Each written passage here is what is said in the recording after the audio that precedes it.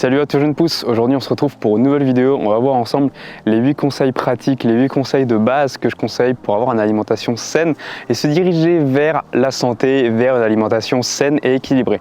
Alors premier conseil, tu l'as peut-être déjà entendu, on en parle de plus en plus, il faut que tu consommes de plus en plus de fibres et de céréales complètes. Pour plusieurs raisons. La première raison, c'est qu'à l'heure actuelle, on ne consomme pas assez de fibres. Nous, en Europe, les États-Unis, etc., on ne consomme pas assez de fibres. Les fibres, c'est ultra utile pour ta bonne digestion. Parce qu'en fait, si tu veux, c'est la première nourriture de tes bactéries. C'est des prébiotiques. C'est-à-dire que c'est ce qui vient nourrir tes bonnes bactéries dans tes intestins. Et les intestins servent à quoi? Les intestins servent à ingérer la nourriture, ingérer les nutriments, ingérer les vitamines. Donc si tu as une mauvaise assimilation, derrière ton corps va manquer de minéraux, va manquer de vitamines, donc il va mal ingérer tout ce dont il a besoin, les protéines, les glucides, mais aussi les vitamines et les micro-éléments. Donc ça c'est un premier point très important. Et ces fibres là tu les trouves où? Tu les trouves tout simplement dans les céréales complètes, dans les fruits, dans les légumes. Et donc voilà, mon premier conseil c'est de consommer des céréales complètes parce que les céréales complètes contiennent naturellement des fibres de très bonne qualité et en grande quantité. En plus ça coûte pas beaucoup plus cher, tu peux acheter ça en magasin bio, c'est assez peu cher finalement, ça a quasiment le même prix que les céréales blanches, sauf qu'on n'a pas enlevé en fait si tu veux l'écorce, tout ce qu'il y a autour en fait de la céréale. Par exemple le blé, on lui a pas enlevé son écorce. Pareil pour le riz. Deuxième conseil santé, consomme beaucoup plus de fruits et de légumes.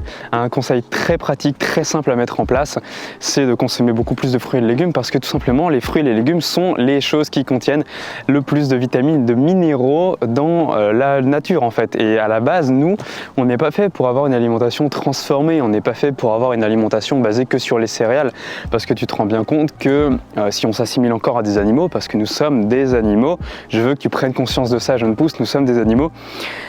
Les fruits, les légumes, c'est ce que tu peux trouver dans la nature sans besoin, sans recours de l'homme. Donc à la base, avant qu'on invente l'élevage et qu'on invente l'agriculture, on se nourrissait de ce qu'on trouvait. Donc on faisait de la chasse, mais on faisait surtout de la cueillette. Et on trouvait des fruits, on trouvait des légumes, on trouvait des racines, on trouvait des plantes, on trouvait des graines, des oléagineux, etc. Donc c'est pour ça qu'il faut que tu en consommes le plus possible parce que c'est ce qui se rapproche le plus d'une alimentation digne de ce dont nous sommes capables de consommer et ce qu'on va digérer le mieux assimilé. Donc consomme-en beaucoup plus.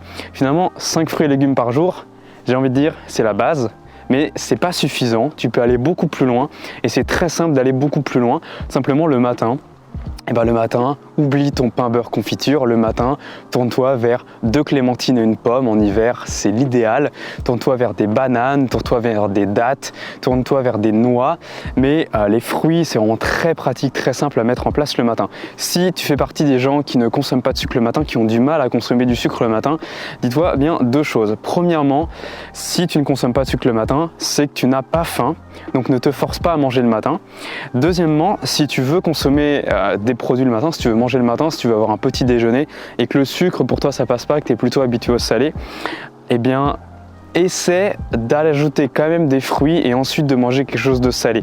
Parce que il faut savoir que notre corps est vraiment fait pour digérer les fruits le plus facilement possible, surtout le matin quand on vient de se réveiller. Après 8 heures de jeûne, après une nuit complète où on n'a pas mangé, concentre-toi vraiment sur les fruits. Et si pour toi les fruits ça passe pas, eh ben fais-toi des légumes, fais-toi un jus de légumes, cuis-toi des légumes, mange des légumes vapeur, mais ne va pas sur du salé, ne va pas sur des pâtes, ne va pas sur du pain. Alors tu peux te l'accorder de temps en temps, moi j'adore me faire du pain, depuis que j'ai découvert les fromages végétaux, j'adore manger du fromage végétal le matin, j'adore le pain avec le beurre de cacahuète, le pain avec des bonnes confitures maison, et oui c'est du sucre raffiné, mais de temps en temps c'est quand même bon, mais ne fais pas tous tes petits déjeuners, si tu veux prendre des petits déjeuners, ne fais pas tous tes petits déjeuners sur ce modèle-là. Troisième bienfait, troisième astuce, troisième clé pour être en bonne santé, tout simplement augmente ton ratio oméga 3, oméga 6, donc consomme beaucoup plus d'oméga 3. Pourquoi? Les oméga 3 sont responsables de la disparition de du cholestérol. Et le cholestérol est responsable des maladies cardiovasculaires, des maladies cardiaques. Il faut savoir qu'il y a beaucoup plus de personnes en Europe, aux États-Unis, dans le monde occidental, qui meurent de maladies cardiovasculaires que de gens qui meurent de cancer. On fait du cancer la maladie du siècle, on fait du cancer la maladie que tout le monde a. Alors, tu as fait ton petit cancer à 50 ans, tu as fait ton petit cancer à 40 ans, à 60 ans, etc. Si tu n'as pas eu ton petit cancer, c'est que tu es chanceux. Non, en fait, les maladies cardiovasculaires tuent beaucoup plus de personnes. Et s'ils en tuent pas beaucoup plus, ça tue quand même énormément de personnes. Et il faut savoir un truc, c'est qu'il y a des gens qui vont avoir une prédisposition aux maladies cardiovasculaires. C'est parce qu'on va avoir une prédisposition génétique. Si ta famille, tes parents, tes grands-parents, tes oncles et tantes ont fait des accidents vasculaires, ont fait des infarctus, etc., tu as une prédisposition génétique. Mais bonne nouvelle, bonne nouvelle, il y a quelque chose qui s'appelle l'épigénétique. L'épigénétique, en fait, c'est l'activation de certains gènes en toi qui vont se faire en fonction de ton mode de vie et de ton environnement. Et bonne nouvelle pour nous, on a le contrôle, on peut jouer sur cette épigénétique, on peut jouer sur nos gènes en changeant nos habitudes alimentaires. Alors comment on fait? Tout simplement en consommant plus d'oméga 3 que d'oméga 6, on va venir contrebalancer les effets de cette génétique qui pousserait notre corps à stocker plus facilement le cholestérol dans les artères. Pour exemple, j'en ai déjà parlé plein de fois sur la chaîne YouTube, ma grand-mère qui avait du cholestérol en un hiver, en 4 mois. En 4 mois d'hiver, elle a uniquement rajouté des graines de chia dans la soupe à tous les repas du soir. Son taux de cholestérol est revenu dans la normale. En augmentant son ratio d'oméga 3, elle a fait disparaître son cholestérol. Incroyable. Et mon grand-père, de la même manière, l'a suivi, lui, il est revenu quasiment dans la normale. Parce que lui, il en avait un peu plus. C'est incroyable. Il y a plein d'études qui montrent que... Wow, il y a des signes qui sont en train de décoller. Il y a plein d'études qui montrent qu'une consommation d'oméga 3 peut tout simplement réduire les facteurs de maladies cardiovasculaires, les maladies du cœur en fait, peut totalement annihiler tes chances d'avoir un infarctus, une maladie cardiaque, etc. Avec un taux extrêmement plus élevé que les médicaments. Les médicaments, on estime qu'ils vont réduire tes chances d'avoir des maladies cardiovasculaires de 10 à 30% et tu vas devoir les prendre toute ta vie. Par contre, si tu changes tes habitudes alimentaires et que tu manges plus d'oméga 3, et ben là, tu vas prévenir tes chances d'avoir des maladies cardiovasculaires pour toute ta vie. Astuce numéro 4. Réduis ta consommation de sel à moins de 6 grammes par jour. Le sel, tu vas dire oui, mais on en a besoin pour les minéraux, pour le sodium, etc. etc. C'est faux. Il faut savoir que le sel, NaCl, le sel d'Himalaya, n'importe quel type de sel en fait, le sel d'Himalaya, le sel rouge, le sel de mer, etc. Tout ça n'a aucune incidence sur l'ingestion, le nombre de minéraux que tu vas avoir dans ton corps. Alors le sel est quand même important, évidemment. Il faut du sel, ne serait-ce que pour saler les aliments, pour leur donner plus de goût. Mais sors-toi ça de la tête. Le sel ne te donne pas de l'iode. Il y a des études qui montrent que l'iode contenu dans le sel n'augmente quasiment pas en fait tes réserves d'iode. L'iode qu'on va avoir vient de notre alimentation autre, à savoir les poissons, à savoir l'eau, à savoir une exposition à l'eau de la mer de temps en temps. Le sel, il n'y a qu'à être logique. Regarde, à l'époque, tu es un être humain, tu es paysan et tu es en plein milieu de la France, vers Paris. Et tu es chasseur-cueilleur même. Tu es chasseur-cueilleur en plein milieu de la France, vers Paris. Paris n'existe pas à l'époque, mais mettons. Et le commerce n'existe pas. Il n'y a pas les routes commerciales, etc. Qu'est-ce qui va te donner de l'iode? Le sel de mer? Non. Parce qu'on n'a pas la mer, on a juste de l'eau douce en plein milieu des terres. Donc là, ça va être la chasse, ça va être l'alimentation, ça va être... Voilà, ça va pas être le sel. Le sel n'est pas une source d'iode, n'est pas une source de sodium, tout ça. Non, ça c'est une idée reçue. Et même si c'en est une en petite partie, parce qu'il y a toujours un pourcentage qui va être assimilé par l'organisme, c'est très faible par rapport à tout le reste. Donc ne base pas ta consommation d'iode sur ta consommation de sel. Au contraire, réduis-la le plus possible parce que le sel est responsable de la rétention d'eau, est responsable de maladies cardiovasculaires, de l'augmentation de la tension, etc. Je pense que tu en as déjà entendu parler, donc voilà, réduis le sel, c'est très important. 5e astuce santé, une de mes astuces préférées, c'est de rester actif. Donc continuer à faire du sport, avoir une activité physique, partir marcher dans la nature comme ça pour plusieurs raisons. La première raison, c'est que déjà on a besoin de bouger. On n'est pas fait pour rester 8 heures assis au bureau. Moi j'ai un métier qui me pousse à rester assis trop souvent, donc dès que je peux je vais marcher. Le midi je vais marcher, je te donne ça comme conseil. Dès que tu peux aller marcher, va marcher. Même si tes collègues ne vont pas marcher, va marcher, ça te fera du bien. Prends les escaliers plutôt que les ascenseurs, sauf si tu as eu une dure journée où toi tu es tout le temps debout. Mais il y a plus en plus de gens qui sont assis à un bureau.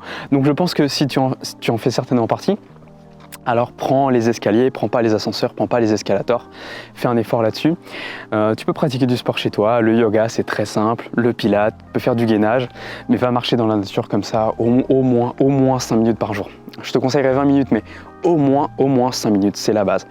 Et voilà, on n'est pas fait pour rester allongé, on n'est pas fait pour rester assis, loin de là, le corps a besoin de mouvement pour, ne serait-ce qu'une chose, activer le système lymphatique qui est le système immunitaire de ton corps. On a le système sanguin, la pompe c'est le cœur, et on a le système lymphatique, la pompe c'est la respiration, mais avant tout le mouvement, marcher, sauter, courir.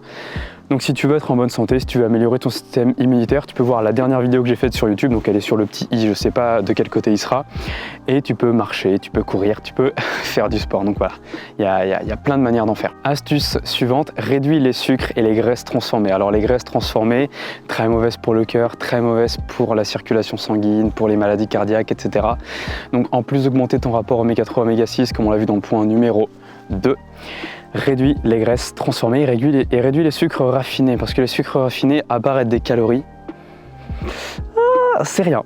Voilà. Non, en fait, ça sert à rien les sucres raffinés, à part donner du goût, mais autant mettre un morceau de fruit, autant manger un bon fruit, autant mettre du jus de citron, voilà, quelque chose de naturel, quelque chose de sain. Et si vraiment t'es accro au sucre, si vraiment t'as du mal à te passer de sucre, remplace dans un premier temps, je dis bien dans un premier temps parce qu'il faut perdre cette addiction au sucre, remplace le sucre par de la stevia, par du sirop d'érable, par un sucre plus naturel, voire par du miel.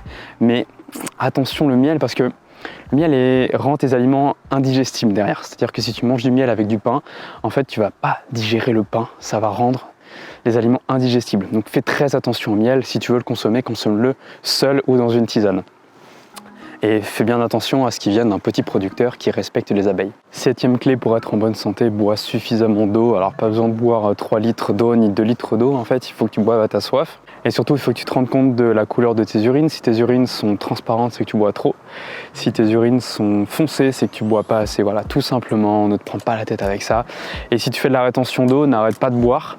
Mais à la place, pratique plutôt le 3e conseil que je vais te donner maintenant, c'est ne saute jamais de repas. Jamais.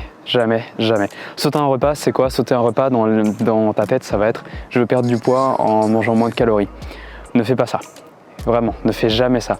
À la place, jeûne de temps en temps et arrête-toi de manger de temps en temps consciemment pour la santé. Pas pour réduire tes calories, pas pour réduire ton apport calorique, mais tout simplement pour détoxiner ton corps, donc détoxiner, éliminer les toxines, pour vraiment détoxifier aussi ton corps, même si détoxifier c'est plus pour les métaux lourds, etc. Donc, quand tu jeûnes, quand tu ne manges pas, ton corps va venir puiser dans tes graisses pour trouver de l'énergie, ça s'appelle la cétose, il va rentrer dans un état cétogène. Et le fait de cramer des graisses va libérer de l'eau, parce qu'en fait on stocke beaucoup d'eau dans les graisses. Donc si tu fais de la rétention d'eau, le fait de jeûner de temps en temps, le fait de rater un repas, même si j'aime pas cette notion, le fait de ne pas manger pendant un certain temps, c'est comme ça qu'on va le dire, ne pas manger pendant un certain temps, va tout simplement te permettre de perdre de l'eau parce que tu vas venir cramer des graisses. On a 2 types de graisses, la graisse brune et la graisse blanche. La graisse blanche, c'est celle qu'on stocke, c'est la graisse de stockage, c'est celle que tout le monde a, c'est les poignées d'amour, etc. La graisse brune, c'est la graisse qu'on va se servir pour créer de la chaleur, c'est la graisse qu'ont les animaux. En fait, les animaux polaires, par exemple les ours polaires, etc., ils ont beaucoup de graisse brune, les phoques aussi, etc. Et nous, à la base, c'est ce qu'on avait quand on allait dehors, quand notre corps était habitué à des températures plus froides. Sauf que maintenant on est tout le temps à l'intérieur. Il fait tout le temps 20 degrés dans notre voiture, dans notre bureau, dans notre maison. Donc si tu veux augmenter le cramage de tes graisses blanches et les transformer en graisses brunes dans un sens, mange moins. mange moins tout simplement, et va dehors quand il fait froid. Habitue-toi à prendre des douches froides et voilà, habitue ton corps au froid, c'est vraiment mes meilleurs conseils. Donc voilà, je me pousse. Si cette vidéo t'a plu, et tu peux t'abonner à la chaîne YouTube, moi ça m'aide énormément. N'oublie pas d'activer la petite cloche pour ne rater aucune des prochaines vidéos. Parce que si tu n'actives pas la petite cloche, en fait ça sert à rien de t'abonner parce que tu recevras pas mes vidéos parce que l'algorithme de YouTube est de plus en plus complexe. Laisse un petit like, je te demande ça parce que vraiment ça coûte rien. Laisse un commentaire si tu veux en discuter, si tu veux débattre dans les commentaires, moi j'adore aller vous lire. J'essaierai d'y répondre le plus rapidement possible. Je te laisse là, je te souhaite de passer une excellente journée. Prends soin de toi, prends soin de ton alimentation. On se dit à la prochaine. Ciao, ciao.